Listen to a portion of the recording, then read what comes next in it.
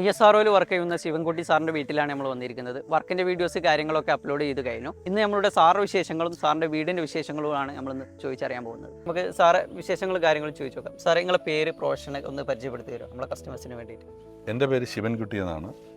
ഞാൻ Indian space research ഓർഗനൈസേഷനിലെ general മാനേജറാണ്. ഓക്കെ. ഞാൻ വിക്രം സാരാഭായ് സ്പേസ് സെൻറ്റർ എന്ന് പറഞ്ഞ ഒരു സെൻ്ററുണ്ട്. അത് തിരുവനന്തപുരത്താണ്. തിരുവനന്തപുരത്ത് ഞാൻ വർക്ക് ചെയ്യുന്നു. താമസവും കാര്യങ്ങളൊക്കെ താമസവും തിരുവനന്തപുരത്ത് തന്നെയാണ്. ഇതെൻ്റെ തറവാട്. ഓക്കെ. ഇവിടെ മന്ത്ലി വരാണോ എങ്ങനെയാണ്? ഞാനിപ്പോൾ സർവീസിലിരിക്കുന്നതുകൊണ്ട് സർവീസിലെ കുറച്ച് ജോലി തിരക്കുകൾ കൊണ്ട് മാസത്തിൽ ഒരു തവണ ഞാൻ വന്നു പോകുന്നു. ഓക്കെ. സാറ് നമ്മളെ സിമെൻറ്റ് പൈപ്പിലേക്ക് കുരുമുളക് കൃഷിയിലേക്ക് എത്തിയത് എങ്ങനെയാണ്? കൃഷിയോടുള്ള ആഭിമുഖ്യം തന്നെയാണ് പ്രധാനപ്പെട്ടത്. ഓക്കെ. അപ്പോൾ നമുക്കൊരു ലോങ് ടൈം ഒരു കൃഷിയിലൂടെ നമുക്കൊരു വരുമാനം എന്നുള്ളത് പ്രാവർത്തികമാക്കണമെങ്കിൽ ഇതുപോലുള്ള കൃഷികൾ, അതായത് തെങ്ങ് കൃഷി, അതുപോലെ കുരുമുളക് കൃഷി, അതുപോലുള്ള കാര്യങ്ങൾ ചെയ്താൽ മാത്രമേ അതുകൊണ്ട് കാര്യമായിട്ടുള്ള ഗുണങ്ങളുണ്ടാകത്തുള്ളൂ. പിന്നെ എൻ്റെ പ്രധാനപ്പെട്ട ഒരു കാര്യം, ഇതെൻ്റെ നാടാണ്, ഞാൻ ജനിച്ചു വളർന്ന നാടാണ്.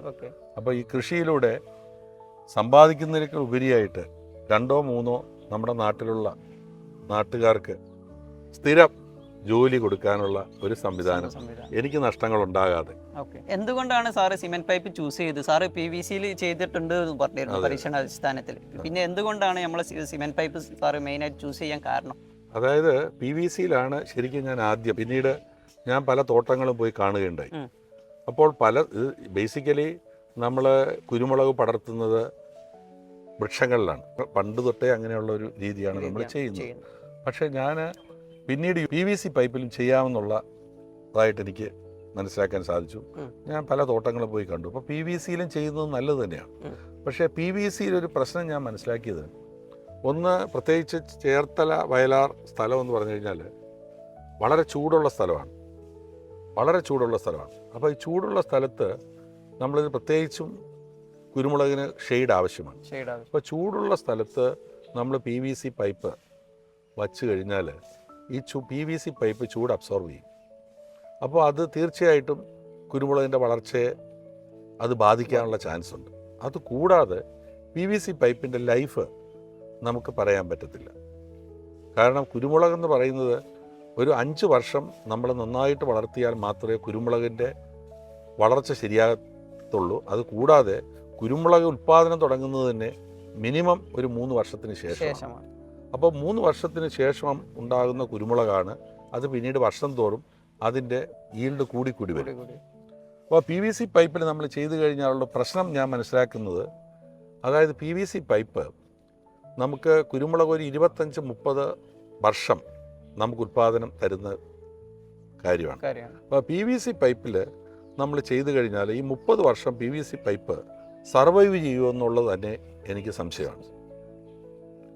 പക്ഷേ സിമൻറ്റ് പൈപ്പ് അതിലെനിക്ക് പൂർണ്ണ വിശ്വാസം ഉണ്ടാകാനുള്ള കാരണം, ഞാൻ ജനിച്ച ഈ തറവാട്ടിലാണ്. ഇവിടെ അന്നൊരു ഷെഡുണ്ടായിരുന്നു.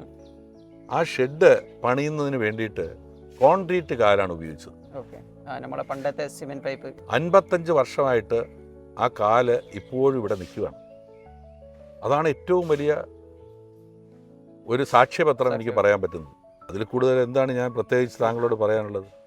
എല്ലാം 100% റിസർച്ച് നടത്തിയിട്ട് ഒരു പരിപാടിയും നമുക്ക് ചെയ്യാൻ പറ്റത്തില്ല. ജീവിതത്തിൽ കുറച്ച് കാര്യങ്ങൾ നമ്മൾ പ്രകൃതിക്ക് വിട്ടുകൊടുക്കണം. കുറച്ച് നമ്മൾ എന്താണ് ഞാൻ പറയുന്നതെന്ന് പറഞ്ഞു കഴിഞ്ഞാൽ കുറച്ച് റിസ്ക് എടുക്കേണ്ടതായിട്ടുണ്ട്. ആ റിസ്ക് വളരെ പ്രധാനമാണ്. അപ്പോൾ ഞാൻ നോക്കിയ PVC പൈപ്പുമായിട്ട് നോക്കുമ്പോൾ എനിക്ക് ഏറ്റവും ഉത്തമമായിട്ട് തോന്നുന്നത് സിമെൻറ്റ് പൈപ്പ് തന്നെയാണ്. അത് തന്നെയാണ് ഞാൻ നേരത്തെ സാക്ഷ്യപ്പെടുത്തിയത്. 50 വർഷമായിട്ട് എൻ്റെ വീട്ടിൽ കിടക്കുന്ന കോൺക്രീറ്റ് തൂണുകൾ. എഞ്ചിനീയറിംഗ് ബാക്ക്ഗ്രൗണ്ടുള്ള എനിക്ക് അതിൻ്റെ സ്ട്രെങ്ത് എല്ലാം, അതിൻ്റെ സൈസും അതിൻ്റെ മെറ്റീരിയലിൻ്റെ ക്വാളിറ്റിയും അതിൻ്റെ ഡയമീറ്ററും അതുപോലെ തന്നെ ഉപയോഗിക്കുന്ന സിമൻറ്റ്, മെറ്റൽ, എംസാൻഡ്, അതിൻ്റെ കോമ്പിനേഷൻ എല്ലാം വെച്ച് നോക്കിയിട്ട് അതിൻ്റെ സ്ട്രെങ്ത് ഞാൻ ഇവാലുവേറ്റ് ചെയ്തപ്പോൾ ഡെഫിനറ്റായിട്ടും ഈ സ്ട്രെങ്ത് മാത്രം, ഞാൻ കിട്ടിയിരിക്കുന്ന സ്ട്രെങ്ത് എന്ന് പറയുന്നത് തീർച്ചയായിട്ടും ധാരാളമാണ്. കൂടി വന്നു കഴിഞ്ഞാൽ ഒരു 50 കിലോ അല്ലെങ്കിൽ ഒരു 75 കിലോയാണ് ഇതിൽ ആകെ വരുന്ന ലോഡ്. അതും 5 വർഷം 6 വർഷത്തിന് ശേഷം. അതിന് തീർച്ചയായിട്ടും ഈ തൂണുകൾക്ക് തീർച്ചയായിട്ടും അതിനെ വിത്ത്സ്റ്റാൻഡ് ചെയ്യാനുള്ള കഴിവുണ്ട്. ഞാനത് എൻ്റെ കാൽക്കുലേഷനിൽ യാതൊരു രീതിയിലുള്ള ഒരു പിശകും എനിക്ക് കാണുന്നില്ല. അതുകൊണ്ടാണ് ഞാൻ ഇതിലേക്ക് ഇറങ്ങിയത്.